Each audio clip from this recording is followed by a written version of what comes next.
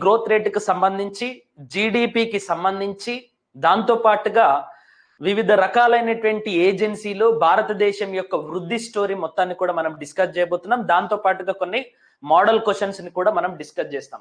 Normal గా మనం ఇంతకు ముందు నిన్న డిస్కస్ చేసినటువంటి క్లాసు కొంతమందికి కన్ఫ్యూజన్ ఉందన్నారు. ఏం కన్ఫ్యూజన్ లేదు. నిన్న మనం ఏం డిస్కస్ చేశాము? ఇండిపెండెన్స్ కంటే ముందు 1947 కంటే ముందు జాతీయ ఆదాయాన్ని ఎలా లెక్కించారు, 1947 తర్వాత ఎవరు లెక్కించారు, ఎలా లెక్కించారు అనేది మనం నిన్న చూసాం. 1947 కంటే ముందు మీరు గుర్తుపెట్టుకోవాల్సిన రెండు నేమ్స్ ఏంటా? రెండు నేమ్స్, ఒకటి దాదాబాయ్ నౌరోజీ అండ్ వికేఆర్వి రావు గుర్తుపెట్టుకోవాలని చెప్పాను. దాదాబాయ్ నౌరోజీ రాసినటువంటి the poverty and an British rule in India అనేటటువంటి పుస్తకంలో భారతదేశానికి మొట్టమొదటిసారిగా జాతీయ ఆదాయాన్ని ఇతను అంచనా వేసిండు. తర్వాత వికేఆర్వి రావు అనేటటువంటి వ్యక్తి భారతదేశానికి మొట్టమొదటిసారిగా సైంటిఫిక్ మెథడాలజీలో జాతీయ ఆదాయాన్ని అంచనా వేసిండు. So is the first person to estimate the national income for India and V K R V Rao is the first person to estimate national income scientifically for the India. తర్వాత 1947 తర్వాత 1949 లో ఏమొచ్చిందండి? 1949 లో ఏమొచ్చింది? నేషనల్ ఇన్కమ్ ఎస్టిమేట్స్ కమిటీ వచ్చింది. సో ఈ national income estimate కమిటీకి chairman ఎవరు అని అంటే పిసి మహల్నోబిస్. సో ఆయన యొక్క జన్మదినాన్ని మనము నేషనల్ స్టాటిస్టికల్ డేగా జరుపుకుంటాం. ఈయనతో పాటు ఇద్దరు మెంబర్స్ ఉన్నారు. ఒకతను డిఆర్ గాడ్గిల్, ఇంకొక రెండో అతనేమో వికేఆర్వి రావు. సో ఈ కమిటీ ఇచ్చినటువంటి సూచనల మేరకు మనకు మే 1951 న్యూఢిల్లీ కేంద్రంగా సెంట్రల్ స్టాటిస్టికల్ ఆఫీస్ ఏర్పడింది. సో ఈ సెంట్రల్ స్టాటిస్టికల్ ఆఫీస్ ఏర్పడ్డ తర్వాత 1954 నుండి 2019 వరకు ఈ సెంట్రల్ స్టాటిస్టికల్ ఆఫీస్ అనేటటువంటి సంస్థ ఏ మినిస్ట్రీ కింద పనిచేస్తుంది? Ministry of statistics and programme implementation అనేటటువంటి మంత్రిత్వ శాఖ కింద ఇది పనిచేస్తూ సెంట్రల్ స్టాటిస్టికల్ ఆఫీస్ అనేటటువంటి సంస్థ దాదాపుగా 2019 వరకు మనకు జాతీయ ఆదాయానికి సంబంధించినటువంటి లెక్కల్ని అందించింది. సో ఇది అందించేటటువంటి క్రమంలో ఇది ఒక 3 ముఖ్యమైనటువంటి శ్రేణులను అంటే ట్రెండ్స్ ని ఫాలో అయింది. దాంట్లో ఒకటి ట్రెడిషనల్ సిరీస్ అని, 2 కన్వెన్షనల్ సిరీస్ అని, ఓకే. సో 3 న్యూ సిరీస్ లేదా కరెంట్ సిరీస్ అని చెప్పేసి ఫాలో అయింది. ట్రెడిషనల్ సిరీస్ తర్వాత 1, 2, 3, 4, 5, 6 6 సార్లు ఈ కన్వెన్షనల్ సిరీస్ ని రివైజ్ చేయడం జరిగింది. సో ఇప్పుడు ప్రస్తుతం న్యూ సిరీస్ ని వాడుతున్నాం మనము, ఓకే. 2014-15లో న్యూ సిరీస్ ని స్టార్ట్ చేసినాం. సో 2014-15లో మనం బేస్ ఇయర్ ని 2004-5 నుండి ఎక్కడికి మార్చినామండి? 2011-12కి మార్చినాం. బేస్ ఇయర్ అంటే ఏంటి సార్ అని చెప్పేసి అడగొద్దు, మనం ఆల్రెడీ బేస్ ఇయర్ గురించి చాలా డీటెయిల్డ్ గా డిస్కస్ చేసినాం. సో ప్రస్తుతం 2011-12. దాని తర్వాత మనకు 2019లో ఈ సిఎస్ఓను, తర్వాత 1970లో ఏర్పడినటువంటి NSSO national sample survey organisation మరియు సిఎస్ఓను కలిపి 2019లో కొత్త సంస్థను తీసుకొచ్చారు భారత ప్రభుత్వం, నేషనల్ స్టాటిస్టికల్ ఆఫీస్. సో ఇప్పుడు భారతదేశంలో జాతీయ ఆదాయాన్ని అధికారికంగా అంచనా వేసే సంస్థ ఏంటి అంటే నేషనల్ స్టాటిస్టికల్ ఆఫీస్, అంటే జాతీయ గణాంక సంస్థ. సో ఈ జాతీయ గణాంక సంస్థ ప్రతి సంవత్సరం కూడా జాతీయ ఆదాయ అంచనాలను మనకు అందిస్తుంది. సో ఇప్పుడు ఇది కూడా ఏ మినిస్ట్రీ కింద పనిచేస్తుంది అంటే same ministry of statistics and programme implementation కింద పనిచేస్తుంది. దాంతో పాటుగా ఈ సిఎస్ఓను ఎన్ఎస్ఓను, ఓకే, వీటన్నిటిని కూడా రివాంప్ చేయడానికి, సిఎస్ఓను ఎన్ఎస్ఎస్ఓ యొక్క పనితీరును మరి సమీక్షించడానికి కేంద్ర ప్రభుత్వం 2000 సంవత్సరంలో మనకు ఒక కమిటీని ఏర్పాటు చేసింది రంగరాజన్ ఆధ్వర్యంలో. సో ఈ రంగరాజన్ అనేటటువంటి వ్యక్తి ఇచ్చినటువంటి సూచనల మేరకు 2005లో, ఓకే, సో 2005 జూన్ నెలలో కేంద్ర ప్రభుత్వము ఒక నేషనల్ స్టాటిస్టికల్ కమిషన్ అనేటటువంటి దాన్ని తీసుకొచ్చింది. ఎప్పుడు తీసుకొచ్చింది? 2005లో. జూన్ నెలలో తీసుకొచ్చింది. సో దీనికి మొదటి చైర్మన్ గా సురేష్ టెండూల్కర్ గారు వ్యవహరించారు. దాని తర్వాత ప్రస్తుతం 2022 తర్వాత ఉన్నటువంటి కొత్తగా వచ్చినటువంటి నేషనల్ స్టాటిస్టికల్ కమిషన్ కు చైర్మన్ ఎవరున్నారు, పార్ట్ టైం మెంబర్స్ ఎవరున్నారు, ప్రస్తుతం ఉన్నటువంటి అంటే ministry of statistics and programme implementation సంబంధించినటువంటి సెక్రటరీ ఎవరున్నారు, ఆ కంపోజిషన్ మొత్తాన్ని కూడా నేను ఎక్స్ప్లెయిన్ చేయడం జరిగింది మీకు. ఓకే, దాని తర్వాత మనము ఈ నేషనల్ స్టాటిస్టికల్ కమిషన్ తర్వాత ఇప్పుడు మనము ఏం డిస్కస్ చేయబోతున్నామంటే, నార్మల్ గా భారతదేశానికి సంబంధించినటువంటి నేషనల్ ఇన్కమ్ ను ఇప్పుడు ప్రస్తుతం ఎవరు ఎస్టిమేట్ చేస్తారు? Who estimates the national income అంటే భారతదేశానికి జాతీయ ఆదాయాన్ని ఎవరు అంచనా వేస్తారు అంటే what is your answer? National statistical office. National statistical office, దీన్నే సింపుల్ గా ఎన్ఎస్ఓ అని చెప్పేసి అంటారు. ఇది ఎప్పుడు ఏర్పడింది? 2019 లో ఏర్పడింది. మరి 2019 కంటే ముందు ఎవరు ఎస్టిమేట్ చేశారు sir? CSO. Okay, so CSO ఇప్పుడు రద్దయింది. ఎప్పుడెప్పుడు ఎస్టిమేట్ చేస్తుంది? దీన్ని తెలుగులో ఏం రాయొచ్చు? నేషనల్ అంటే ఏంటి? జాతీయ. ఓకే, నేషనల్ అంటే ఏంటండి? జాతీయ. స్టాటిస్టికల్ అంటే ఏంటి? గణాంక. ఆఫీస్ అంటే ఏంటి? ఆఫీస్ అనొచ్చు లేదా సంస్థ అనొచ్చు. ఓకే, సో ఈ సంస్థ భారతదేశానికి సంబంధించినటువంటి నేషనల్ ఇన్కమ్ ని ఎస్టిమేట్ చేస్తుంది. నేషనల్ ఇన్కమ్ అంటే ఏమేమి రావచ్చు సార్? నేషనల్ ఇన్కమ్ అంటే ఏమేమి రావచ్చు? నేషనల్ ఇన్కమ్ అంటే నేషనల్ ఇన్కమ్ వస్తుంది. దీంట్లో ఉన్నటువంటి వేరియస్ కాన్సెప్ట్స్ అయినటువంటి జిడిపి వస్తుంది, జిఎన్పి వస్తుంది, ఎన్ఎన్పి వస్తుంది. ఓకే, ఫ్యాక్టర్ కాస్ట్ వస్తుంది, మార్కెట్ ప్రైస్ వస్తుంది, పర్ క్యాపిటా ఇన్కమ్ వస్తుంది, పర్సనల్ ఇన్కమ్ వస్తుంది, ప్రైవేట్ ఇన్కమ్ వస్తుంది, పర్సనల్ డిస్పోజబుల్ ఇన్కమ్ వస్తుంది. తర్వాత okay, per capita income, personal disposable income వస్తుంది. తర్వాత సేవింగ్స్ రేట్ వస్తుంది, ఇన్వెస్ట్మెంట్ రేట్ వస్తుంది. ఓకే, సో తర్వాత గవర్నమెంట్ స్పెండింగ్ వస్తుంది, ప్రైవేట్ స్పెండింగ్. మనం చూసినాం కదా ఎక్స్పెండిచర్ మెథడ్ లో జాతీయ ఆదాయాన్ని ఏ రకంగా కొలుస్తామో మనం ఫార్ములా చూసినాం. ఓకే, సో ఆ ఫార్ములాకు అనుగుణంగా ఉండేటటువంటి అన్ని అంశాలను కూడా ఎవరు ఎస్టిమేట్ చేస్తారు సార్ అంటే నేషనల్ స్టాటిస్టికల్ ఆఫీస్ ఎస్టిమేట్ చేస్తుంది. ఎప్పుడెప్పుడు ఎస్టిమేట్ చేస్తుంది సార్ అని అంటే నార్మల్ గా ఒక ఫినాన్షియల్ ఇయర్ ను 4 క్వార్టర్లుగా ఇది విభజిస్తుంది. So Q1, Q2, Q3, Q4. So మన ఫినాన్షియల్ ఇయర్ ఎప్పుడు స్టార్ట్ అవుతుంది సార్? మన ఫినాన్షియల్ ఇయర్ ఎప్పుడు స్టార్ట్ అవుతుంది? ఏప్రిల్ 1కి స్టార్ట్ అయ్యి ఎప్పుడు ఎండ్ అవుతుంది? మార్చి 31కి ఎండ్ అవుతుంది. సో ఈ ఏప్రిల్ 1కి స్టార్ట్ అయ్యి మార్చి 31కి ఎండ్ అవుతుంది. కాబట్టి ఫర్ ఎగ్జాంపుల్ మనం ఇప్పుడు ఏ ఫైనాన్షియల్ ఇయర్ లో ఉన్నాం సార్? ఏ ఫైనాన్షియల్ ఇయర్ లో ఉన్నాం? మార్చి 22వ తారీఖులో ఉన్నాం మనం. మార్చి 22వ తారీఖు ఏ ఇయర్ లో ఉన్నాం? 2024లో ఉన్నాం మనం. సో ఈ ఫైనాన్షియల్ ఇయర్ ఎప్పుడు స్టార్ట్ అయింది? ఏప్రిల్ 1, 2023లో స్టార్ట్ అయింది. సో దీన్ని ఏమనొచ్చు అని అంటే ఫైనాన్షియల్ ఇయర్ 2023 to 24 అని చెప్పేసి పిలుస్తారు. ప్రస్తుతం మనం ఏ ఆర్థిక సంవత్సరంలో ఉన్నామంటే ప్రస్తుతం ఏ ఆర్థిక సంవత్సరంలో ఉన్నాం మనం? So currently we are in which particular financial year? Financial year 2023-24. So 2024 April 1, 2024 నుండి కొత్త ఫైనాన్షియల్ ఇయర్ స్టార్ట్ అవుతుంది. ఏం ఫైనాన్షియల్ ఇయర్ స్టార్ట్ అవుతుంది సార్? 2024-25 ఫైనాన్షియల్ ఇయర్ స్టార్ట్ అవుతుంది. ఎప్పుడు స్టార్ట్ అవుతుంది సార్? 2024 ఏప్రిల్ నుండి. సో మార్చి 31 వరకు మనకి ఏం ఫైనాన్షియల్ ఇయర్ ఉంది సార్? ఏం ఫైనాన్షియల్ ఇయర్ ఉంది?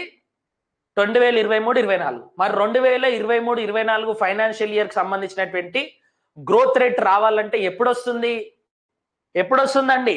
ఇది అయిపోయిన తర్వాత వస్తుంది కదా. ఇది అయిపోయిన తర్వాత వస్తుంది. ఎందుకు? మార్చ్ అయితేనే ఈ ఫైనాన్షియల్ ఇయర్ అయిపోయినట్టు. మరి దీనికంటే ముందు వచ్చేటువంటి ఏంటి? ఇప్పుడు 23-24 అయిపోలేదు. 23-24 అయిపోయిందా? అయిపోలేదు కాబట్టి దీనికి సంబంధించినటువంటి అంచనాలన్నీ ఏముంటాయి అని అంటే అడ్వాన్స్డ్ ఎస్టిమేట్స్ ఉంటాయి లేదా ప్రొవిజనల్ ఎస్టిమేట్స్ మాత్రమే ఉంటాయి. ఓకే, మనకి ఇంకా ఈ ఫైనాన్షియల్ ఇయర్ అయిపోలేదు కాబట్టి, మనం ఇంకా ఈ ఫైనాన్షియల్ ఇయర్ లో ఉన్నాం కాబట్టి ఈ ఫైనాన్షియల్ ఇయర్ కి సంబంధించినటువంటి గ్రోత్ రేట్స్ ని మనం అంచనా వేయడం కుదరదు. ఇప్పుడు ఎందుకు కుదరదు? అయిపోయినాకనే ఎంత గ్రోత్ వచ్చిందని చెప్పగలుగుతాం. మరి ఇప్పుడేముంటది సార్? అయిపోక ముందే లెక్కించేటటువంటి వాటిని ఏమంటాం మనము? అడ్వాన్స్డ్ ఎస్టిమేట్స్ లేదా ప్రొవిజనల్ ఎస్టిమేట్స్ అంటాం. అడ్వాన్స్డ్ ఎస్టిమేట్స్ అంటే ఏంటి? ముందస్తు అంచనాలు. ప్రొవిజనల్ ఎస్టిమేట్స్ అంటే ఏంటి? తాత్కాలిక అంచనాలు.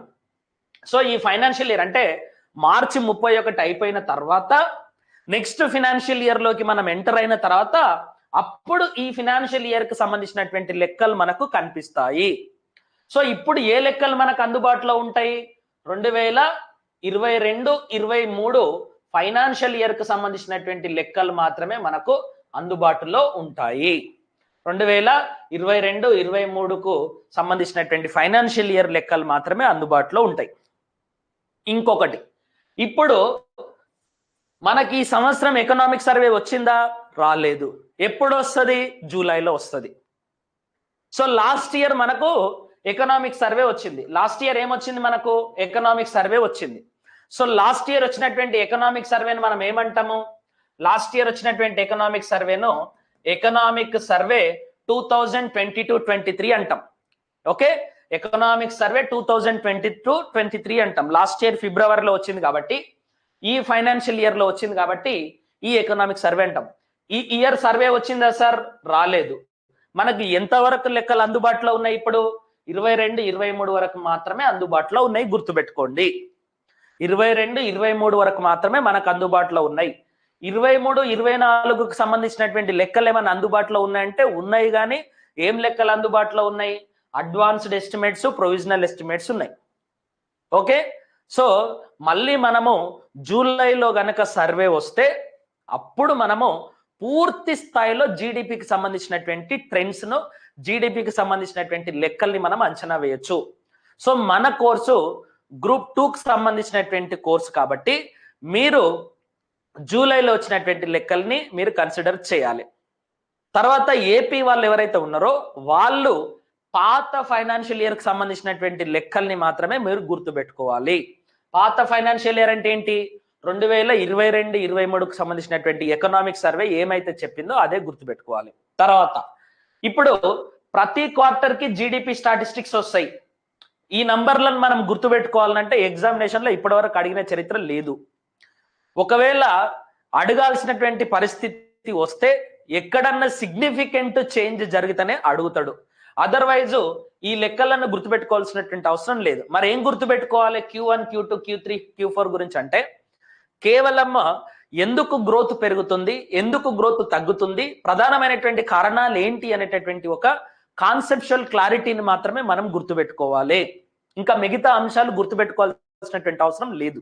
మరి ఇప్పుడు మనం ఏం గుర్తుపెట్టుకోవాలి అని అంటే ఇప్పటి వరకు 23-24కు సంబంధించి మనకి ఏదైతే అడ్వాన్స్డ్ ఎస్టిమేట్స్, ప్రొవిజనల్ ఎస్టిమేట్స్ ఉన్నాయో ఈ అడ్వాన్స్ ఎస్టిమేట్స్ కానీ ప్రొవిజనల్ ఎస్టిమేట్స్ కానీ ఎవరిచ్చినటువంటి స్టాటిస్టిక్స్ మాత్రమే గుర్తుపెట్టుకోవాలి. నేషనల్ స్టాటిస్టికల్ ఆఫీస్ ఇచ్చినటువంటి స్టాటిస్టిక్స్ మాత్రమే మనం గుర్తుపెట్టుకోవాలి. ఓకే, ఈ నేషనల్ స్టాటిస్టిక్స్ ఆఫీస్ కూడా జీడిపిని గురించి కానీ జీడిపి గ్రోత్ రేట్ గురించి కానీ 2 రకాలైనటువంటి అంశాలను ఇస్తుంది. ఒకటి కరెంటు ప్రైస్ దగ్గర ఇస్తుంది, కాన్స్టాంట్ ప్రైస్ దగ్గర ఇస్తుంది. కరెంటు ప్రైస్ దగ్గర ఇచ్చినటువంటి జీడిపి లెక్కలను ఏమంటాం మనము? నామమాత్రపు జీడిపి లేదా నామినల్ జీడిపి అంటాం. తర్వాత కాన్స్టాంట్ ప్రైస్ దగ్గర ఇచ్చినటువంటి జీడిపి లెక్కలను వాస్తవ జీడిపి లేదా రియల్ జీడిపి లేదా బేస్ ఇయర్ జీడిపి అని చెప్పేసి అంటాం. ఈ రెండింటిని కూడా మనం గుర్తుపెట్టుకోవాలి. దీంట్లో మనకు కాన్స్టాంట్ ప్రైస్ దగ్గర లేదా బేస్ ఇయర్ ప్రైస్ దగ్గర ఇచ్చినటువంటి లెక్కల గురించి మాత్రమే ఎగ్జామినేషన్ లో ఎక్కువ సార్లు 99% సార్లు అడుగుతాడు. కాబట్టి మీరు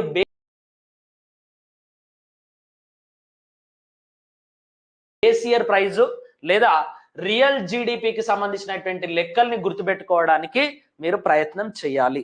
ఇంకేం గుర్తుపెట్టుకోవాలి జీడిపి లెక్కలలో అంటే జీడిపి లెక్కలలో సింపుల్ గా గుర్తుపెట్టుకోవాల్సింది NSO ఇచ్చినటువంటి లెక్కల్ని, తర్వాత ఇంటర్నేషనల్ ఏజెన్సీస్ ఏవైతే ఉంటాయో వరల్డ్ బ్యాంక్ కానీ ఐఎంఎఫ్ కానీ, తర్వాత ఏషియన్ డెవలప్మెంట్ బ్యాంక్ కానీ, తర్వాత రిజర్వ్ బ్యాంక్ ఆఫ్ ఇండియా ఇచ్చినటువంటి లెక్కల్ని మనము గుర్తుపెట్టుకోవాలి. ఎందుకంటే మొన్న ఏపీఎస్సి గ్రూప్ 1లో వివిధ ఏజెన్సీలు ఇచ్చినటువంటి గ్రోత్ రేట్స్ మీద క్వశ్చన్ అడిగిండు.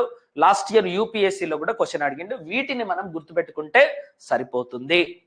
సో అంతకంటే ముందు ఇప్పుడు ప్రస్తుతం ఉన్నటువంటి లెక్కల్ని మనం పరిశీలించడానికంటే ముందు అసలు ఇండియా గ్రోత్ స్టోరీ ఎక్కడ స్టార్ట్ అయింది అనేటటువంటి అంశాలని ఒకసారి పరిశీలించడానికి ఫస్ట్ అడ్వాన్స్డ్ ఎస్టిమేట్స్ కి సంబంధించి కనుక చూస్తే ఇక్కడ మీరు గమనించాల్సింది ఏంటంటే రియల్ జీడిపి గ్రోత్ అని ఉంది. రియల్ జీడిపి గ్రోత్ అంటే మీనింగ్ ఏంటండి?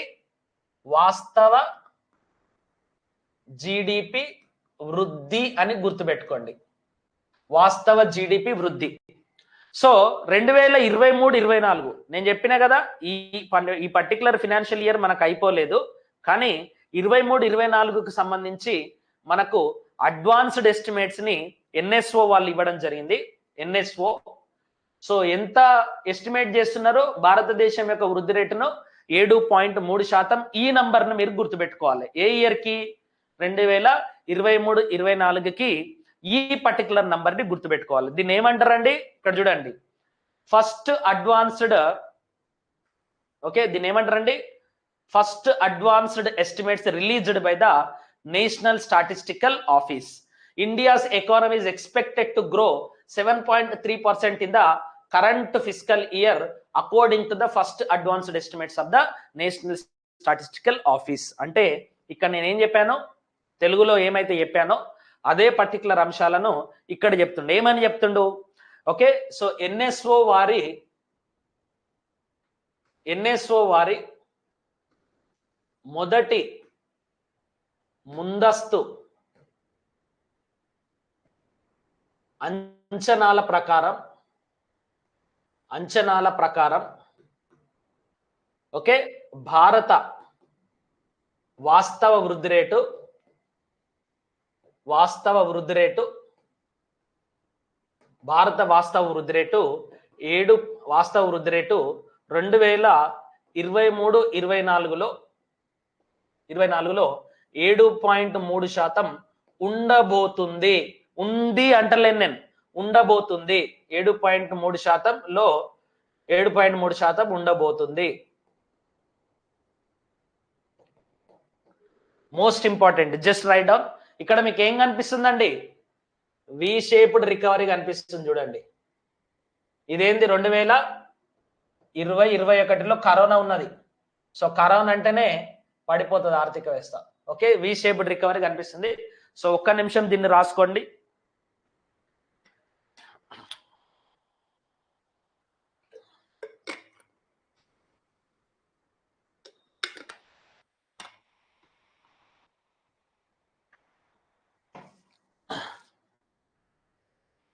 న్యూస్ పేపర్లో వచ్చే ఏ నెంబర్ని మీరు గుర్తుపెట్టుకోవద్దు, నేను చెప్తాను.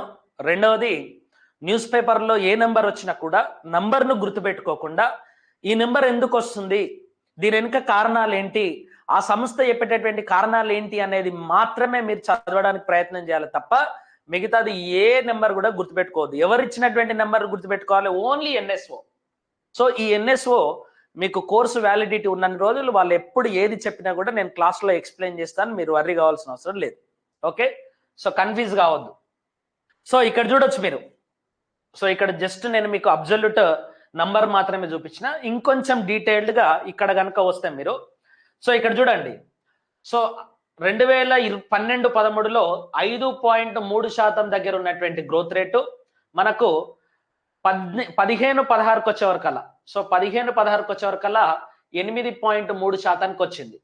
దాని తర్వాత ఓకే, సో 2018-19లో 3.9%కి, ఓకే, 19-20లో 3.9%కి, 20-21లో -5.8. సో నేను ఇంతకు ముందు ఈ గ్రోత్ రేటును రాసుకోకుండా ఏం చేసి చెప్పినా కదా, ఇక్కడ మైనస్ నెగటివ్ గ్రోత్ రేట్ ఉన్న దగ్గర ఇది రాసుకోవద్దని చెప్పినా కదా. -7.7% దగ్గర ఏం రాసుకోవాలి? -5.8% రాసుకోండి. -5.8%. ఎందుకంటే దీన్ని అఫీషియల్ ఎవరు చెప్పారు? ఎన్ఎస్ఓ చెప్పింది కాబట్టి this is our reference. NSO చెప్పింది. మళ్ళీ ఇది రికవర్ అయిపోయి 9.1%. సో ఇంత 5.8% పడిపోయినటువంటి ఆర్థిక వ్యవస్థ 9.1%కి ఎట్లా పెరిగింది సార్, అంత తొందరగా ఎట్లా రికవర్ అయిందంటే నేను ఏం చెప్పాను, దీనికి ఏం కారణం అని చెప్పాను, బేస్ ఎఫెక్ట్ అని చెప్పాను. వాట్ ఈస్ బేస్ ఎఫెక్ట్ అనేది కూడా నేను చెప్పాను. సో దాని తర్వాత 22-23లో అంటే లాస్ట్ ఇయర్ 7.2%, సో ప్రస్తుతం 23-24లో 7.3% ఉండవచ్చు అని చెప్పేసి చెప్పింది. దీనికి వాళ్ళు చెప్పినటువంటి కారణాలు ఏంటి, 7.3% దగ్గర ఎందుకు ఉండబోతుంది గ్రోత్ ఇట్లా అంటే, manufacturing estimated to grow by 6.5%, అంటే తయారీ రంగము బాగా పెరగబోతుంది కాబట్టి. ఓకే, సో తయారీ రంగం 6.5% వృద్ధిని పొందుతుంది. సో తయారీ రంగం వృద్ధి వస్తుంది అంటే ఆటోమేటిక్ గా జీడిపి గ్రోత్ రేట్ పెరుగుతుంది. సో ఇంకేం చెప్పారు, కన్స్ట్రక్షన్ సీన్ ఎక్స్పాండింగ్ బై 10.7%, అంటే నిర్మాణ రంగం 10.7% వృద్ధిని కొనసాగిస్తుంది. ఓకే, తర్వాత ఏం చెప్పారు వీళ్ళు, mining set to grow by 8.1%, mining 8.1% వృద్ధిని పొందుతుంది.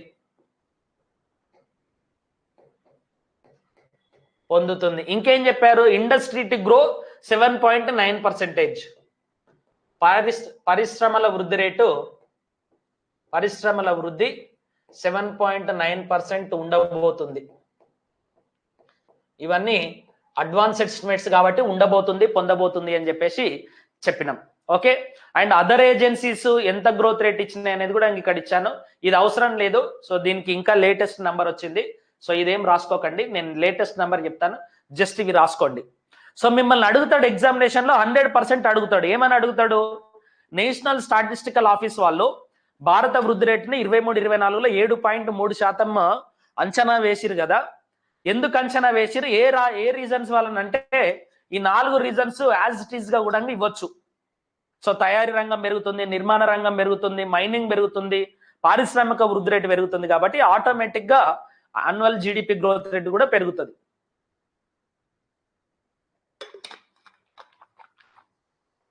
నేను ఇక్కడ ఏం చెప్తున్నానో ఇది మాత్రమే గుర్తుపెట్టుకోండి, ఇంకా వేరేది ఏది గుర్తుపెట్టుకోకండి, గ్రోత్ రేట్స్ కు సంబంధించి మాత్రమే నేను చెప్తున్నా. ఓకే, సో నెక్స్ట్, సో ఇప్పుడు ఇదే ఎన్ఎస్ఓ మరి రియల్ జీడిపి, నామినల్ జీడిపికి సంబంధించినటువంటి లెక్కల్ని కూడా 2018 నుండి 2024 వరకు ఇచ్చింది. సో ఈ నంబర్స్ ని రాసుకోండి, ఇవి అఫీషియల్ నంబర్స్. ఎవరిచ్చారు వీటిని, ఎన్ఎస్ఎస్ఓ వాళ్ళు ఇచ్చారు. సో ఈ రెడ్ కలర్ లో ఉన్నది రియల్ జీడిపి. రియల్ జీడిపి అంటే ఏంటండి, తెలుగులో రియల్ జీడిపిని మనం ఏమంటాం, వాస్తవ జీడిపి వృద్ధి రేట్, ఇది వృద్ధి రేటు. సో నామినల్ జీడిపి అంటే ఏంటి, నామమాత్రపు జీడిపి వృద్ధి rate. Okay, so financial year 2024లో మిమ్మల్ని ఎగ్జామినేషన్ లో అడుగుతాడు ఏమని, నేషనల్ స్టాటిస్టికల్ ఆఫీస్ వాళ్ళు 2023-24, సో 2023-24 ఫైనాన్షియల్ ఇయర్ ని మనం సింపుల్ గా ఫైనాన్షియల్ ఇయర్ 2024 అని కూడా అనొచ్చు. ఒకటే పదంలో చెప్పాలంటే 2023-24 ను 2024 ఫినాన్షియల్ ఇయర్ అనొచ్చు. దీనేమో 2022-23, ఇదేమో 2021-22, ఇదేమో 2020-21, ఇదేమో 2019-20, ఇదేమో 2018-19, ఇది 2017-18. ఓకే, 17-18, 18-19, 19-20, 20-21, 21-22, 22-23, 23-24. సో మనకు ఈ మొత్తం నంబర్స్లలో సిగ్నిఫికెంట్ గా తేడాగా కనిపించేటటువంటి ఇయర్ ఏంటి, 2021. ఎందుకు సార్ తేడాగా కనిపిస్తుంది, ఏమొచ్చింది సార్ అప్పుడు, ఏమొచ్చింది, ఏంటిది, ఇది కరోనా. ఓకే, సో కరోనా మూలంగా ఆర్థిక వ్యవస్థ పడిపోయింది. సో దీంట్లో కనుక మీరు గమనిస్తే మనకు బ్లూ కలర్ ఎక్కువ గ్రోత్ రేట్ ఉందా, రెడ్ కలర్ ఎక్కువ గ్రోత్ రేట్ ఉందా? బ్లూ కలర్ ఎక్కువ గ్రోత్ రేట్ కనిపిస్తుంది, బ్లూ కలర్ తక్కువ పడిపోయింది. బ్లూ కలర్ ఏంటి? Nominal GDP. నామినల్ జీడిపి అంటే ఏంటి? నామమాత్రపు జీడిపి. నామమాత్రపు జీడిపి అంటే ఏంటి? నామమాత్రపు జీడిపి అంటే ఏంటి? నామినల్ జీడిపి అంటే మీనింగ్ ఏంటి? నామినల్ జీడిపి అంటే ఏం చెప్పాను? ఎక్కడ క్యాలిక్యులేట్ చేసింది? కరెంటు ప్రైస్ దగ్గర.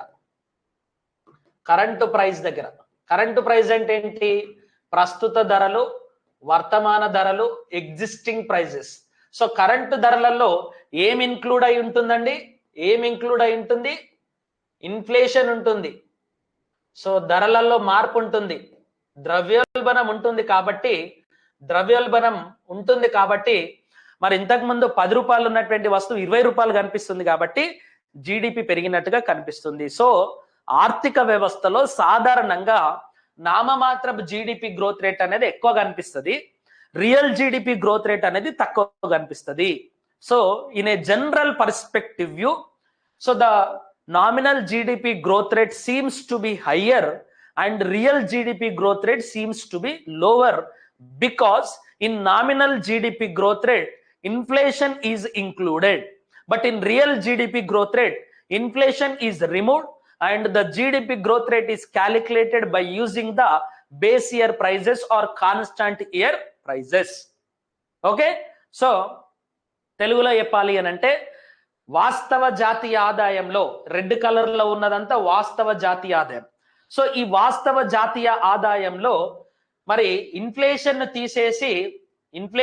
తీసేసి ముఖ్యంగా స్థిర ధరలను ఉపయోగించి జాతీయ ఆదాయాన్ని లెక్కిస్తాం కాబట్టి ఆ సందర్భంలో జీడిపి వృద్ధి రేటు నామమాత్రపు జీడిపి వృద్ధి రేటు తోటి పోల్చినప్పుడు తక్కువ ఉంటుంది. ఎందుకంటే నామమాత్రపు జీడిపి వృద్ధి రేటులో కానీ నామమాత్రపు జీడిపిలో కానీ ద్రవ్యోల్బణము కలిపి ఉంటుంది కాబట్టి ధరల స్థాయి ఎక్కువ ఉంటుంది. కాబట్టి క్రితం సంవత్సరంతో పోల్చుకుంటే ఈ సంవత్సరం ధరల స్థాయి ఎక్కువ ఉంటుంది. ఇలా నేను పచ్చిమిరపకాయలు తీసుకొచ్చిన, హాఫ్ కిలో 50 రూపాయలు అంట పచ్చిమిరపకాయలు. మన ఊర్లలో ఉట్టిగా తెంపుకొచ్చుకునేటోళ్ళం. హాఫ్ కిలో 50 రూపాయలు అంటే మీనింగ్ ఏంటి? కిలోకు 100 రూపాయలు. అంటే ద్రవ్యోల్బణం పెరిగిందా తగ్గిందా? 4 నెలల కింద ఇవే పచ్చిమిరపకాయలు 30 రూపాయల కేజీ ఉండే, ఇప్పుడు 100 రూపాయలు అయింది. అవే పచ్చిమిరపకాయలు అంతే ఉత్పత్తి వస్తుంది, కానీ ఈ ఉత్పత్తి యొక్క ధర పెరిగింది కాబట్టి జీడిపి పెరిగినట్టుగా కనిపిస్తుంది. అందుకోసమే ఈ తేడా. సో ఇప్పుడు రెడ్ కలర్ చూసుకుంటే 6.8 నుండి 6.5 కి తగ్గింది, 6.5 నుండి 3.9 కి తగ్గింది, 3.9 నుండి మనకు 5.8% కి రుణాత్మకంకి వచ్చింది, మళ్ళీ 9.1 కు పెరిగింది. ఎందుకు పెరిగింది సార్ అని అంటే బేస్ ఎఫెక్ట్ అనేది గుర్తుపెట్టుకోండి. ఓకే, సో ఇది బేస్ ఎఫెక్ట్ వల్ల జరిగినటువంటి పరిణామము, ఇది మీరు గుర్తుపెట్టుకోవాలి. ఓకే, మళ్ళీ ఇప్పుడు నెక్స్ట్ ఇయర్ చూడు 7.7కే వచ్చింది, మళ్ళా 7.3కి. అంటే లాస్ట్ ఇయర్ తోటి పోల్చుకుంటే 0.1% మనకు ఎక్కువ కనిపిస్తుంది. ఇది real GDP growth rate. Nominal GDP growth rate కూడా ఇంతే, 11 నుండి 10.6% తగ్గింది, 6.4% తగ్గింది, 1.4% తగ్గింది, ఇమ్మీడియట్ గా 18.4% పెరిగింది. చూడండి, మైనస్ లకు పోయినటువంటి ఆర్థిక వ్యవస్థ 18.4% ఎందుకు పెరుగుతుంది? బేస్ ఎఫెక్ట్ వల్ల పెరిగింది. ఇమ్మీడియట్ గా 16.1. ఇప్పుడు నెక్స్ట్ ఇయర్ అంటే ఫినాన్షియల్ ఇయర్ 2024 లో 8.9% ఉండబోతుంది. ఇది ఫైనల్ ఇప్పటి వరకు జీడిపి గ్రోత్ రేట్స్ కు సంబంధించి లేటెస్ట్ ఫిగర్స్, లేటెస్ట్ నంబర్స్ ఇవే. ఓకే, సో ఈ పర్టికులర్ ప్యాటర్న్ కనుక మీరు గుర్తుపెట్టుకొని ఉంటే అప్పుడు మీకు ఎకానమీ మంచిగా అర్థమైనట్టు. వేరే ప్యాటర్న్ అవసరం లేదు. ఇక్కడ రియల్ జీడిపి గ్రోత్ రేట్స్ ఉన్నాయి, నామినల్ జీడిపి గ్రోత్ రేట్స్ ఉన్నాయి.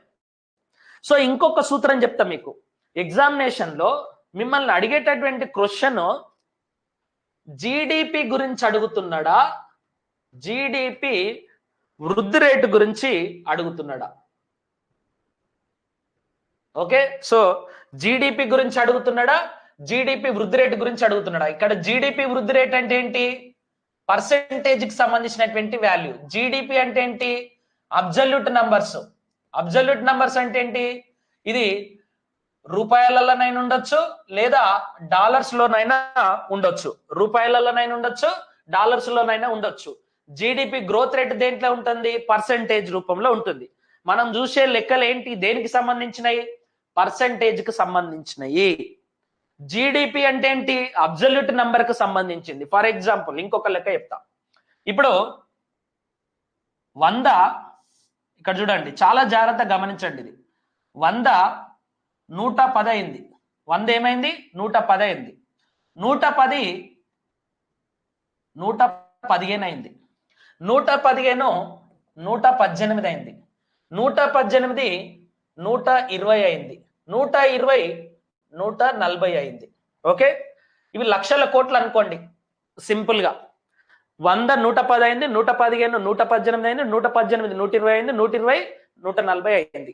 ఇప్పుడు ఇది లాక్ క్రోర్స్ అనుకుందాం. లాక్ క్రోర్స్ అంటే లక్షల కోట్లు, లక్షల కోట్లు అనుకుందాం. సో ఇప్పుడు జీడిపి కన్సిస్టెంట్ గా పెరుగుతుందా లేదా? జీడిపి స్థిరంగా పెరుగుతుందా లేదా? జీడిపి పెరుగుతుందా లేదా? జీడిపి, నేను అనేది జీడిపి. సో జీడిపి 100 110 అయింది, 115 118 120 140 అంటే స్థిరంగా పెరుగుతున్నది, కన్సిస్టెంట్ గా పెరుగుతున్నది జీడిపి. ఇది ఇప్పుడు జీడిపి గ్రోత్ రేట్ గురించి మాట్లాడదాం మనం. ఇది GDP, GDP growth rate. GDP growth rate అంటే ఏంటి? వృద్ధి రేటు. ఇవి చాలా సార్లు కన్ఫ్యూజ్ అయ్యారు చాలా మంది.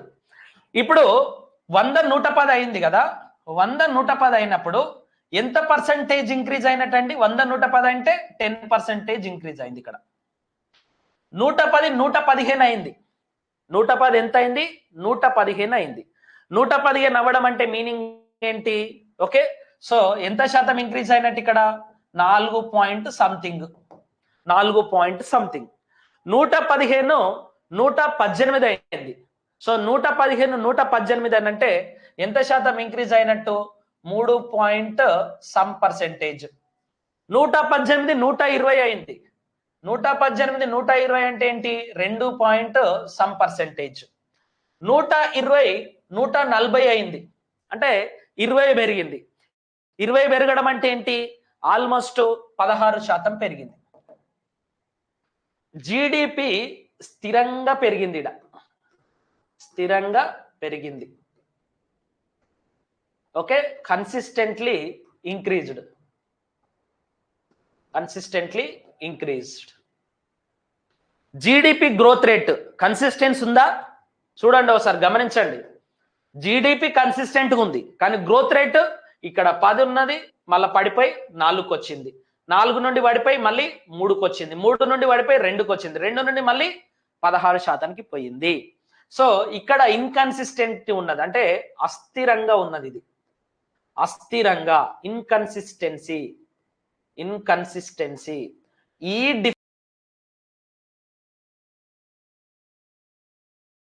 డిఫరెన్స్ మీరు గమనించాలి. మిమ్మల్ని క్వశ్చన్ జీడిపి గురించి అడుగుతున్నాడా లేకపోతే జీడిపి గ్రోత్ రేట్ గురించి అడుగుతున్నాడా అనేటటువంటి అంశాన్ని చాలా కాన్షియస్ గా మీరు క్వశ్చన్ లో గమనించాలి, లేకపోతే ఆ క్వశ్చన్ పోతుంది. రెండోది ఏం గమనించాలి మీరు? నేను ఇచ్చేటటువంటి క్వశ్చన్స్లలో ఇవన్నీ కూడా మీకు కనిపిస్తాయి ఎంసీక్యూస్లలో. రెండోది ఏం గమనించాలంటే, మిమ్మల్ని జీడిపి అంటే రియల్ జీడిపి గురించి అడుగుతున్నాడా లేదా నామినల్ జీడిపి గురించి అడుగుతున్నాడా? జీడిపి గ్రోత్ రేట్ అనేది రియల్ జీడిపి గ్రోత్ రేట్ గురించి అడుగుతున్నాడా, నామినల్ జీడిపి గ్రోత్ రేట్ గురించి అడుగుతున్నాడా? రియల్ అని నామినల్ అని కనుక చెప్పలేదంటే ఆ క్వశ్చన్ లో మీరు ఏ నంబర్నైనా తీసుకోవచ్చు. డిఫాల్ట్ గా రియలే అని చెప్పేసి తీసుకోవద్దు. ఇప్పుడు ఫర్ ఎగ్జాంపుల్ 2023-24 ఆర్థిక సంవత్సరంలో ఎన్ఎస్ఓ అంచనా వేసినట్టుగా భారత ఆర్థిక వృద్ధి రేటు ఎంత అంటాడు. Okay, so as estimated by the national statistical office, what is the growth rate of India in the financial year 2023-24? Option A 7.3%, option B 8.9%, option C both, option D none అంటాడు.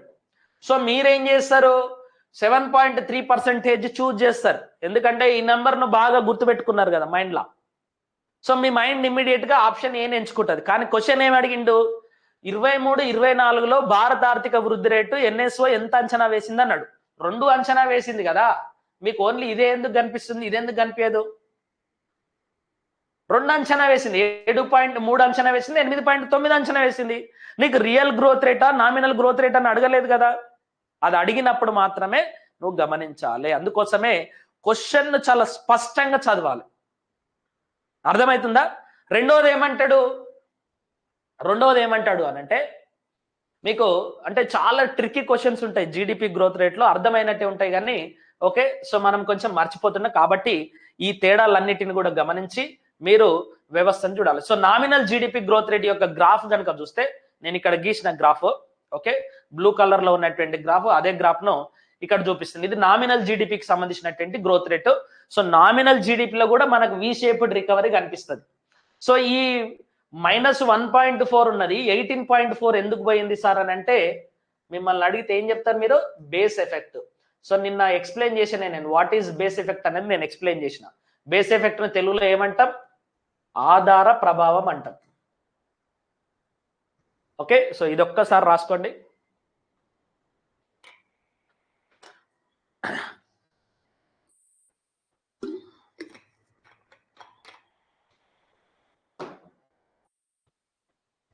ఇక్కడ కనిపిస్తుంది చూడండి, projected అని అంటే ఏంటి?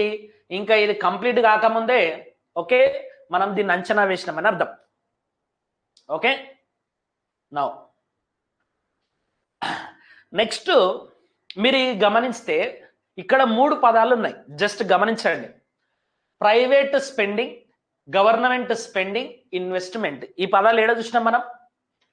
జీడిపిని లేదా national income ని expenditure లో లెక్కించినప్పుడు ఏం చెప్పినా మీకు? ఏం చెప్పినా? Private spending, private consumption C+I+G+X-M అని చెప్పిన. సో సి అంటే కన్జ్యూమర్ యొక్క స్పెండింగ్ అంటే ప్రైవేట్ స్పెండింగ్, ఐ అంటేనేమో ఇన్వెస్ట్మెంట్, జి అంటేనేమో government spending.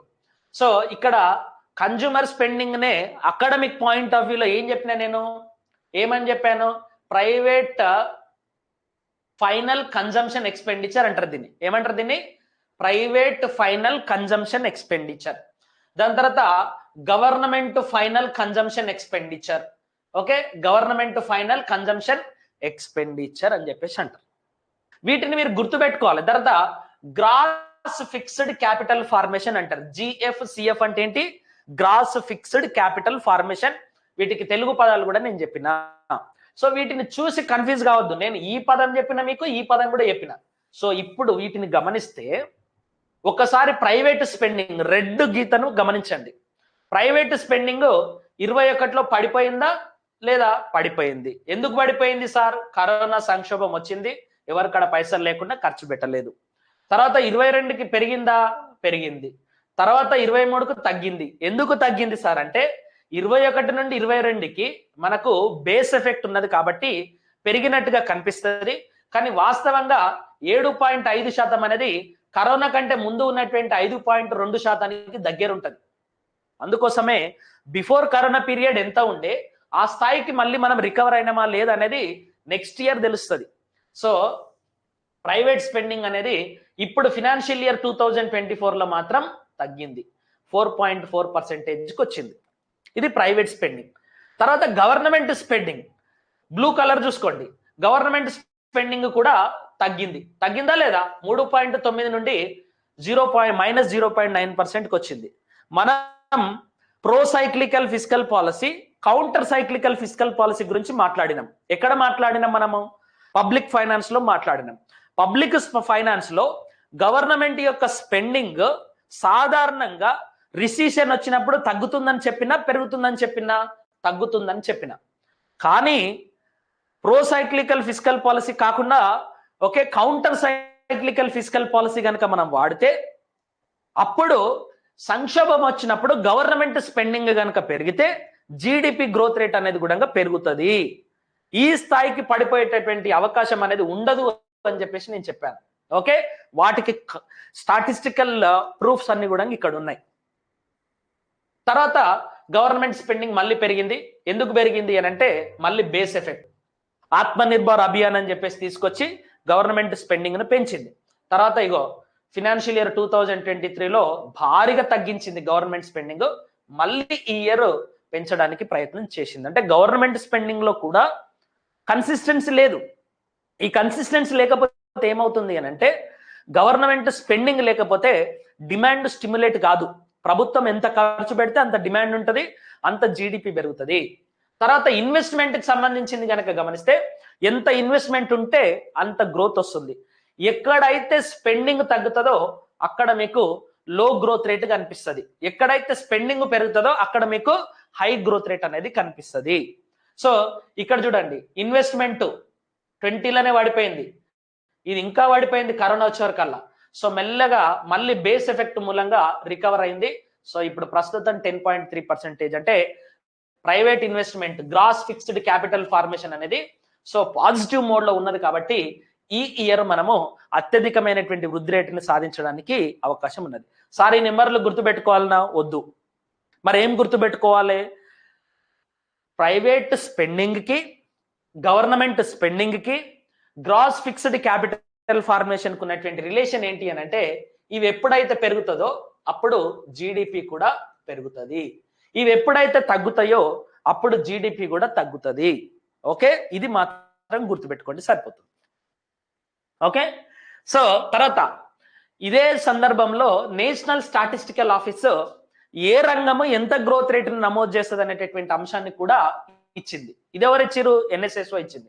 So financial year 2024-24 లో మనకు చూడండి, సో గ్రీన్ కలర్ ఏమో అగ్రికల్చర్ అంటే వ్యవసాయం, వ్యవసాయం వ్యవసాయం రెడ్ కలర్ ఏంటి? మ్యానుఫ్యాక్చరింగ్, తయారీ రంగం, తయారీ రంగం. బ్లూ కలర్ ఏంటి? కన్స్ట్రక్షన్, నిర్మాణ రంగం, నిర్మాణ రంగం. సర్వీస్ సెక్టర్ అంటే సేవలు. సో ఇప్పుడు ఇండస్ట్రియల్ సెక్టర్ లో మేజర్ కాంట్రిబ్యూషన్ అంతా ఈ రెండు రంగాలదే ఉంటది కాబట్టి దీన్ని సింపుల్ గా ఇండస్ట్రియల్ సెక్టర్ తీసుకుందాం. ఓకే, సో ఇండస్ట్రియల్ సెక్టర్ లో మేజర్ కాంట్రిబ్యూషన్ ఏ సబ్ సెక్టార్స్ ఉంటుంది? మ్యానుఫ్యాక్చరింగ్ సెక్టర్, కన్స్ట్రక్షన్ సెక్టర్ ఉంటుంది. ఇప్పుడు 2024 లో 7.3% వృద్ధిని ఎందుకు అంచనా వేసింది NSO అంటే, రీజన్ ఏం చెప్పిన నేను, కన్స్ట్రక్షన్ సెక్టర్ లో, నిర్మాణ రంగంలో మంచి గ్రోత్ రాబోతుంది, ఇండస్ట్రియల్ సెక్టర్ లో మంచి గ్రోత్ రాబోతుంది అని చెప్పారు. Yes or no? Yes. So construction sector లో, మ్యానుఫ్యాక్చరింగ్ సెక్టర్ లో 6.5% మరియు కన్స్ట్రక్షన్ సెక్టర్ లో 10.7% వృద్ధి రాబోతుంది. కాబట్టే నేను జీడిపి గ్రోత్ రేటును ఈ సంవత్సరానికి ఎంత చెప్పినండి? 7.3% గ్రోత్ రేట్ అని చెప్పాను. ఓకే, సో ఇది లేటెస్ట్ ఫిగర్స్ ఇవన్నీ కూడా. తర్వాత సర్వీస్ సెక్టర్ ఎప్పుడైనా కూడా అది 7% పైననే ఉంటుంది. ఓన్లీ కన్సర్నింగ్ థింగ్ ఏంటి అని అంటే, మనం బాగా ఆలోచించి మరి బాగా పరిశాన్ కావాల్సినటువంటి నెంబర్ ఏంటి అని అంటే, వ్యవసాయ రంగము మరి 1.8% దగ్గరనే గ్రో అవుతుంది.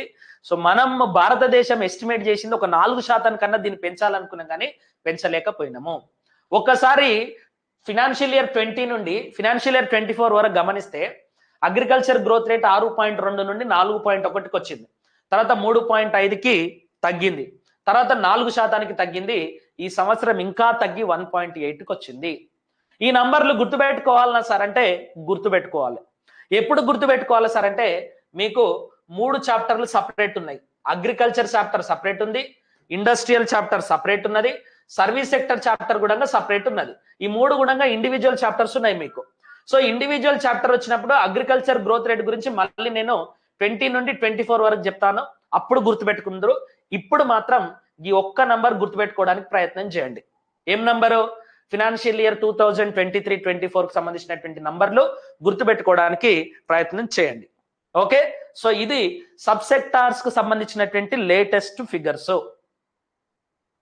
ఇప్పుడు మీరు గుర్తుపెట్టుకోవాల్సింది, ఏ రంగం వృద్ధి చెందుతుంది, ఏ రంగము చాలా తక్కువ వృద్ధి రేటులో ఉన్నదంటే, లాస్ట్ ఇయర్ 4% దగ్గర ఉన్నటువంటి అగ్రికల్చర్ గ్రోత్ రేటు ఇప్పుడు 1.8%కి వచ్చింది. మనం అగ్రికల్చర్ గ్రోత్ రేట్ గురించి చర్చించినప్పుడు, అగ్రికల్చర్ చాప్టర్ చర్చించినప్పుడు అక్కడ చెప్తా నేను ఎందుకు 1.8కి వచ్చింది, ఏం రీజన్స్ ఉండే, ఏమేం పడిపోయింది. అగ్రికల్చర్ సెక్టర్ లో 4 సబ్ సెక్టర్స్ ఉంటాయి. ఏమేమి ఉంటాయి? Crops, animal husbandry, fishing, forestry. ఈ 4 సబ్ సెక్టార్లను కలిపి అగ్రికల్చర్ అండ్ అలైడ్ సెక్టార్స్ అంటాం మనం. సో ఈ 4 సబ్ సెక్టార్లో వచ్చినటువంటి మార్పులు ఏంటి అనేది చాలా స్పెసిఫిక్ గా మనము అగ్రికల్చర్ సెక్టర్ లో డిస్కస్ చేస్తాం. అన్ని స్టాటిస్టిక్స్ చాలా పక్కడ్బందీగా, చాలా కన్స్ట్రక్టివ్ గా, చాలా ఆర్గనైజ్డ్ గా నేను చెప్తున్నా. మీకు మార్కెట్ మొత్తంలో వెతికినా కూడా ఈ స్టాటిస్టిక్స్ పెట్టి ఎవడు చెప్పాడు. ఎందుకంటే వాళ్ళకి అసలు ఈ స్టాటిస్టిక్స్ ఎక్కడ ఉంటాయి, ఈ మొత్తం గ్రాఫ్స్ ని ఎక్కడ తీసుకోవాలనేటటువంటి ఓపిక కానీ, అంత పెద్ద రీసెర్చ్ అండ్ డెవలప్మెంట్ కానీ ఉండదు. ఏదో ఒకటి తీసుకొని ఇది గుర్తుపెట్టుకోండి అని చెప్పేసి అంటారు. మనం ఒక్కొక్క అంశాన్ని చాలా క్లియర్ గా, స్ట్రాటజిక్ గా, ఆర్గనైజ్డ్ గా నేను ఒక్కొక్క నంబర్ ని ఎట్లా పెరిగింది, ఎందుకు తగ్గింది అనేటటువంటి అంశాలని చెప్తున్నాను. ఇది అర్థం చేసుకుంటే మీరు స్టాటిస్టిక్స్ కూడా భయపడాల్సినటువంటి అవసరం లేదు. Okay, next. ఇప్పుడు వెరీ రీసెంట్ గా ఫిచ్ అనేటటువంటి సంస్థ మరి భారతదేశం యొక్క వృద్ధి రేటును అంచనా వేసింది. ఓకే, సో ఈ సంస్థలో మీరు గుర్తుపెట్టుకోవాల్సినటువంటి నంబర్స్ ఏంటంటే, IMF కు సంబంధించినటువంటి నంబర్ గుర్తుపెట్టుకోవాలి, వరల్డ్ బ్యాంక్ కు సంబంధించినటువంటి నంబర్ గుర్తుపెట్టుకోవాలి, RBIకి సంబంధించిన నంబర్ గుర్తుపెట్టుకోవాలి, నేషనల్ శాంపుల్ సర్వే ఆర్గనైజేషన్ ఇప్పుడు కొత్తగా ఎస్టిమేట్ చేసింది కదా 2024 కు. ఇంతకుముందు 7.6 ఎస్టిమేట్ చేసి ఇప్పుడు 7.3% ని ఎస్టిమేట్ చేసింది. ఇది గుర్తుపెట్టుకోవాలి మీరు. ఓకే, సో దాని తర్వాత Moody's, S&P global, Fitch. So a particular range దగ్గర ఉన్నాయనేది మీరు ఎస్టిమేట్ చేసుకుంటే సరిపోతుంది. మళ్ళీ దీంట్లో ఏమైనా మార్పులు ఉంటే నేను మళ్ళీ చెప్తానండి. వాళ్ళు ఒక్కొక్క నెలలో ఒక్కొక్క రకంగా ఎస్టిమేట్ చేస్తూ ఉంటారు.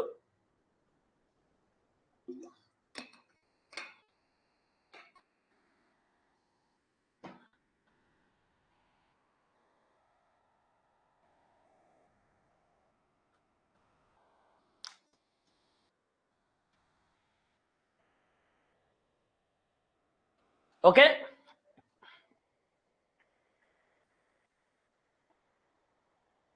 ఒకవేళ మిస్ అయిండ్రంటే మళ్ళీ క్లాస్ ఓపెన్ చేసుకొని తీసుకోండి. Okay, don't worry. తర్వాత నేను ఇంతకుముందు చెప్పినట్టు ఇండియన్ ఎకానమీలో ప్రతి సంవత్సరం కూడా బడ్జెట్కు ముందు అంటే బడ్జెట్ ఫిబ్రవరి 1వ తారీఖున ప్రవేశపెడతారు నార్మల్గా. సో జనవరి 31వ తారీఖున ఎకనామిక్ సర్వేను ప్రవేశపెడతారు. అయితే ఈ సంవత్సరం ఎలక్షన్ ఉంది కాబట్టి మరి ఎకనామిక్ సర్వేను ప్రవేశపెట్టలేదు. ఎప్పుడు ప్రవేశపెడతారు ఎకనామిక్ సర్వేను? పూర్తి స్థాయి బడ్జెట్ను ప్రవేశపెట్టినప్పుడు జూలైలో ప్రవేశపెడతామని చెప్పేసి ఫినాన్స్ మినిస్టర్ గారు చెప్పారు. మరి ఈ సంవత్సరం ఏం ప్రవేశపెట్టారు ఫినాన్స్ మినిస్టర్ వాళ్ళు అంటే, ఇండియన్ ఎకానమీ రివ్యూ 2024 అంటే 2023-24 సంవత్సరంలో భారత ఆర్థిక వ్యవస్థ మీద ఒక సమీక్షను మాత్రం ప్రవేశపెట్టారు. సో 2 వాల్యూమ్స్ ని మనకి ఇవ్వడం అనేది జరిగింది. సో దీన్ని ఏమంటాం మనము? భారత ఆర్థిక వ్యవస్థపై సమీక్ష. ఓకే, సమీక్ష 2024 ఈ డాక్యుమెంట్ ని ప్రవేశపెట్టారు. చాలా జాగ్రత్తగా గమనించండి, ఈ డాక్యుమెంట్ ని ప్రవేశపెట్టారు. సో ఈ డాక్యుమెంట్ లో 2 చాప్టర్స్ ఉన్నాయని చెప్పాను. ఏంట 2 చాప్టర్స్ అంటే, చాప్టర్ నెంబర్ 1 చూడండి, Indian economy past, present and future. అంటే భారత ఆర్థిక వ్యవస్థ భూతకాలంలో ఎట్లుంది, వర్తమాన కాలంలో ఎట్లుంది, భవిష్యత్తులో ఎట్లుండబోతుంది, ఈ 3 అంశాలను ఎక్స్ప్లెయిన్ చేస్తూ చాప్టర్ నెంబర్ 1లో రాసిరు.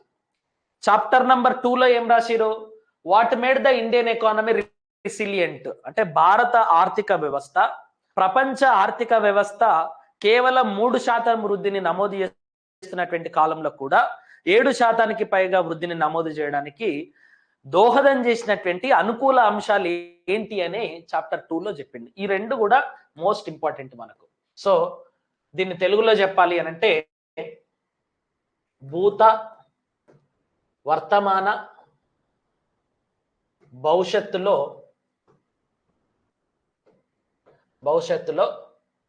భారత ఆర్థిక వ్యవస్థ.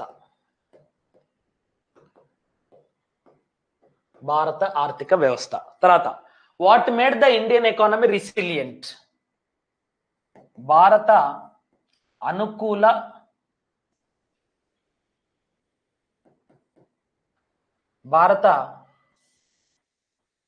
ఆర్థిక వ్యవస్థ అనుకూలతకు దారితీసిన అంశాలు.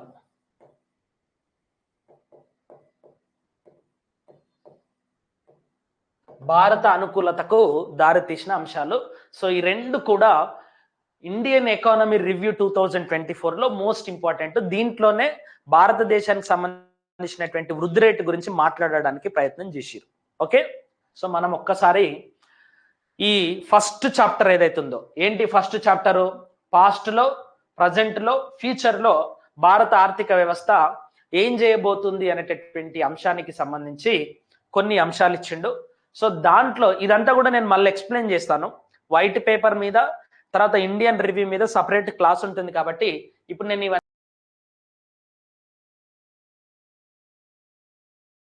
ఇవన్నిటి గురించి మాట్లాడట్లేదు. కానీ దీంట్లో భారత వృద్ధి రేటుకి సంబంధించి కొంత ప్రస్తావన వచ్చింది కాబట్టి దాని గురించి మాత్రమే మాట్లాడదామని అనుకుంటున్నా.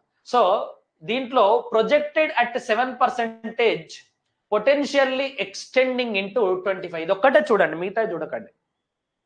ఏమంటున్నది ఈ రివ్యూ ఆన్ ఇండియన్ ఎకానమీ అంటే, భారత ఆర్థిక వృద్ధి రేటు 7% దగ్గర మరి కొనసాగుతున్నది. ఇది 25లో కూడా అట్లాగే కొనసాగుతుంది అని చెప్పేసి అంటున్నాడు. ఎన్ఎస్ఓ వాళ్ళు ఏం చెప్పారు, 7.3% అన్నారు.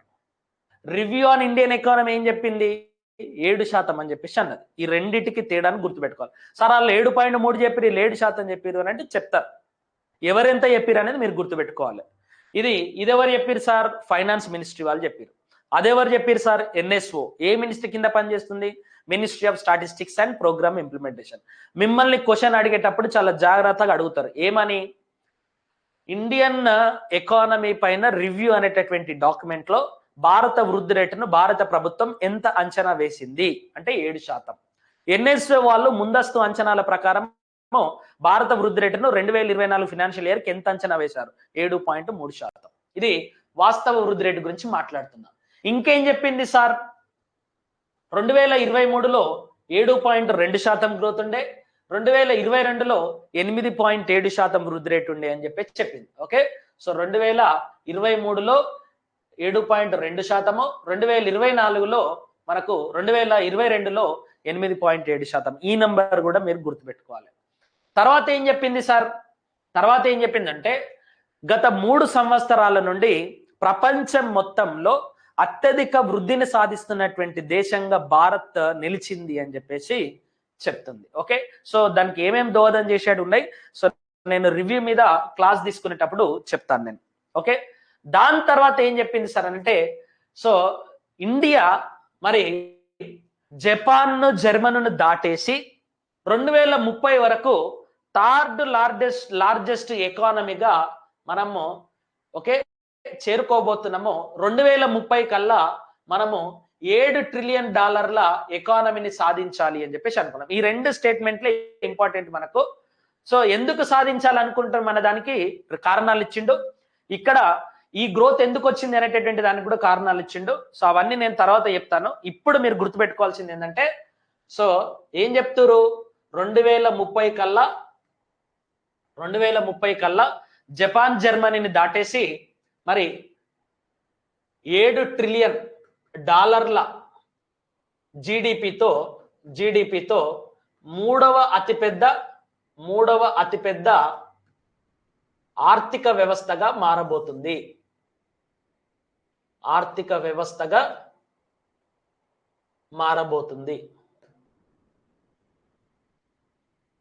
మూడవ అతిపెద్ద ఆర్థిక వ్యవస్థగా మారబోతుంది అనేది మాత్రమే గుర్తుపెట్టుకోండి.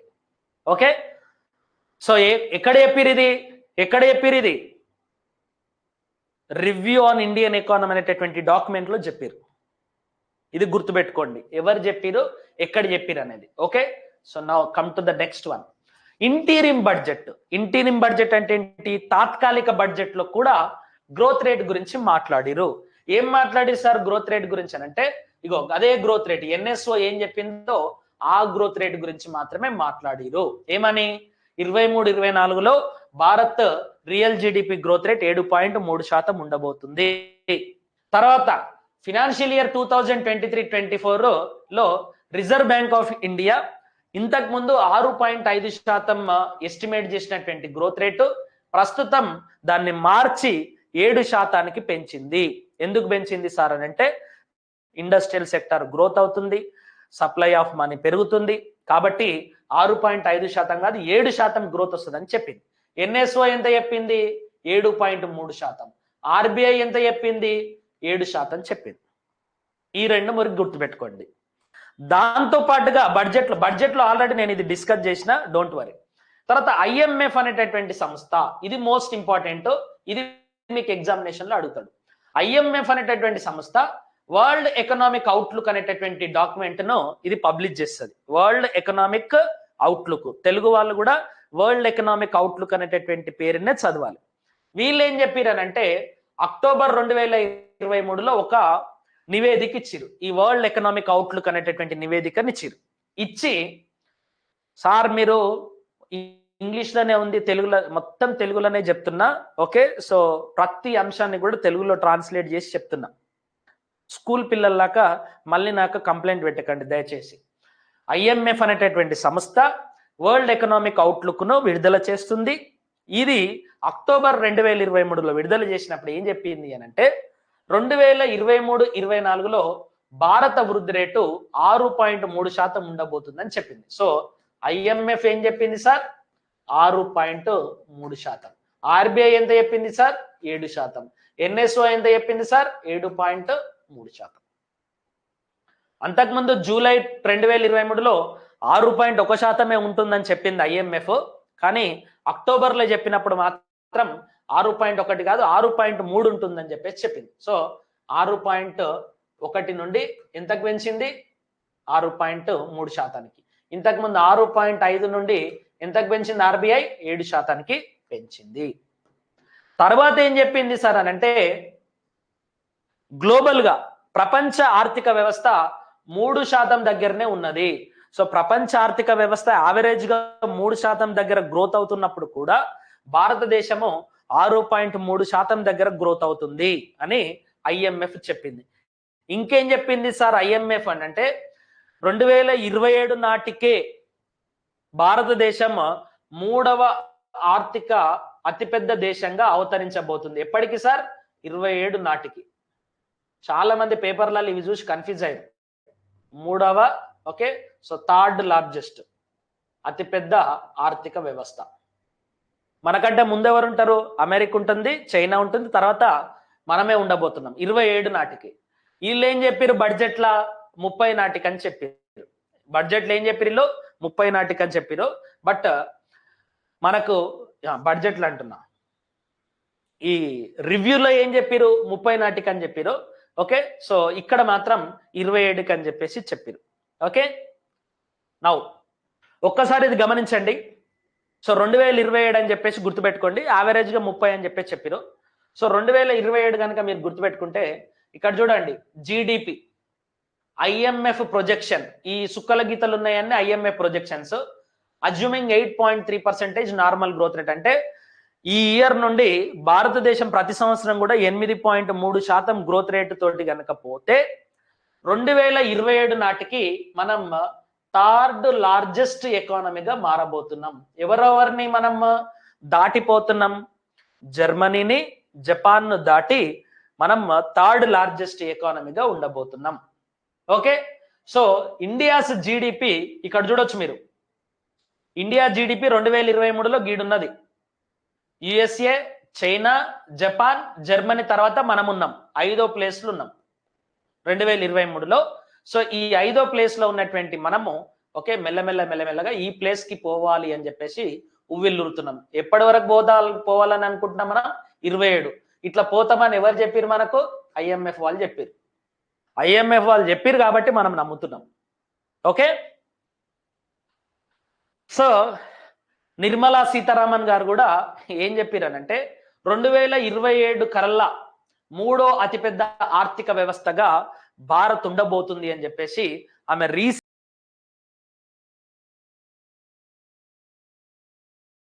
గా మాట్లాడింది. సో 2047 కల్లా మనం అభివృద్ధి చెందినటువంటి దేశంగా మారబోతున్నాం.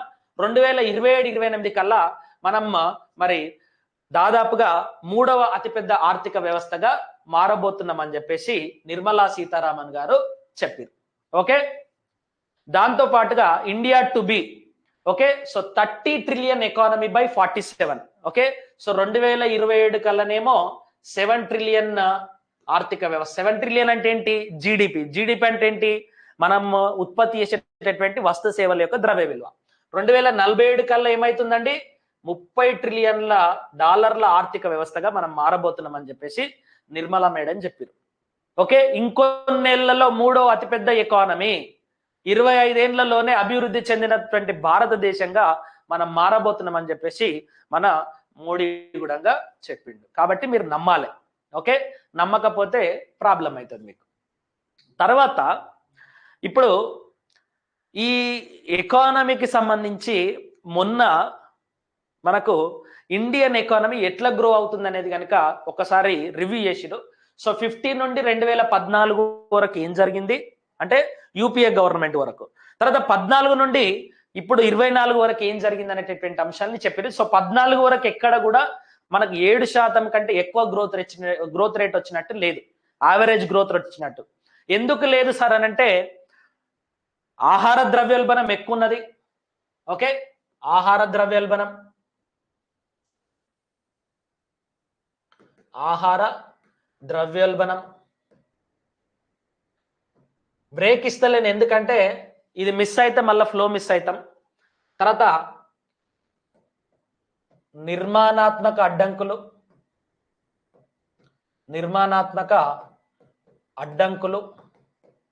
దాని తర్వాత ఓకే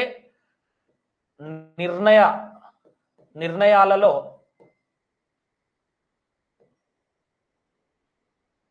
స్తబ్దత,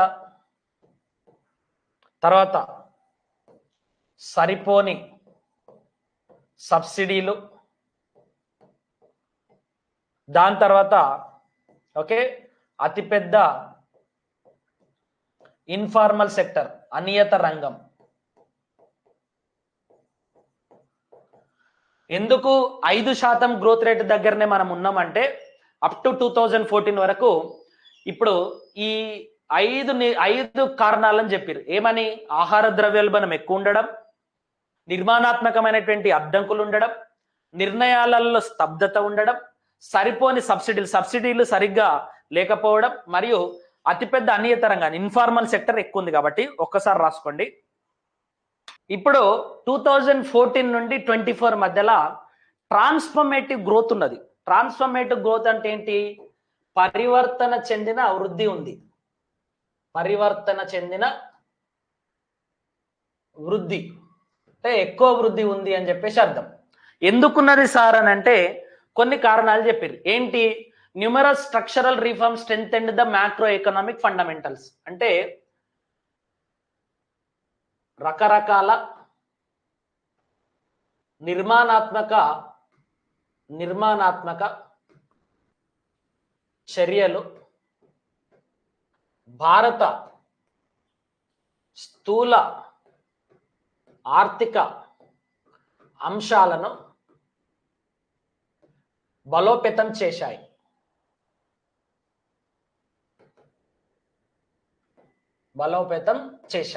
ఇది ఫస్ట్ రీజన్. రెండో రీజన్ ఏం చెప్పిండు? India became the fastest growing G20 economy. Okay, so G20లో వేగంగా వృద్ధి చెందుతున్న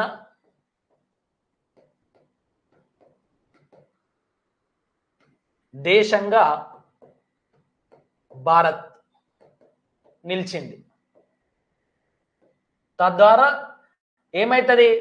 ఇండియాస్ బ్రాండ్ ఇమేజ్ పెరిగి ఎక్కువ ఇన్వెస్ట్మెంట్స్ వస్తాయి. మూడోది ఏం చెప్పిండు? Job creation and impressive post pandemic recovery. అంటే ఉపాధి కల్పన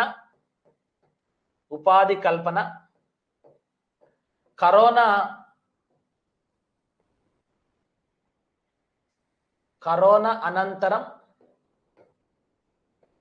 త్వరగా కోలుకోవడం.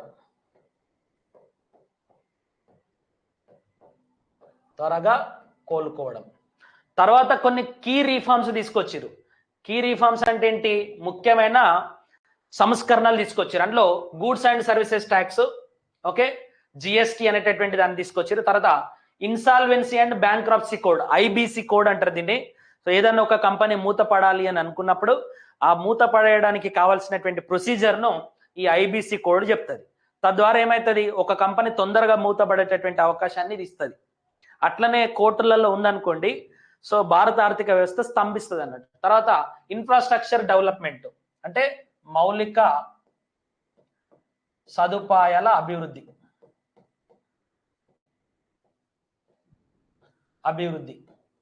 తర్వాత ఏమన్నాడు sir, demonetisation, credited for boosting cashless payment.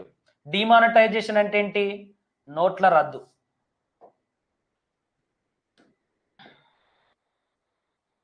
నోట్ల రద్దు,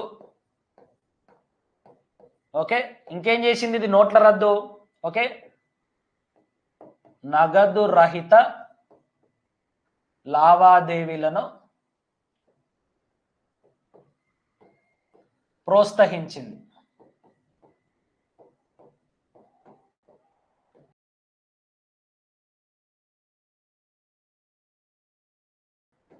నగదు రహిత లావాదేవీలను ఇది ప్రోత్సహించింది. ఒక్కసారి చూడండి, ఇప్పటి దగ్గర చూసినటువంటి అంశాలే మీకు ఒక్కసారి. ఇంతకుముందు మనం ఏం చూసినాం, గ్రోత్ రేట్స్ గురించి చూసినాం, నామినల్ గ్రోత్ రేట్ గురించి చూసినాం. దీన్ని ఇంకొంచెం ఫైన్ ట్యూన్ చేసి నేను ఏం చేశానంటే, మన జీడిపి ఎంత ఉందనేది చూపించడానికి దీన్ని తీసుకొచ్చిన నేను. మన జీడిపి ఇదేమో GDP growth rate, most important map ఇది, మోస్ట్ ఇంపార్టెంట్ డయాగ్రామ్. సో ఇక్కడ చూడండి, జీడిపి కనుక చూస్తే 123.1 లక్షల కోట్లు. ఇది ఏంటిది, ఇది లక్షల కోట్లు.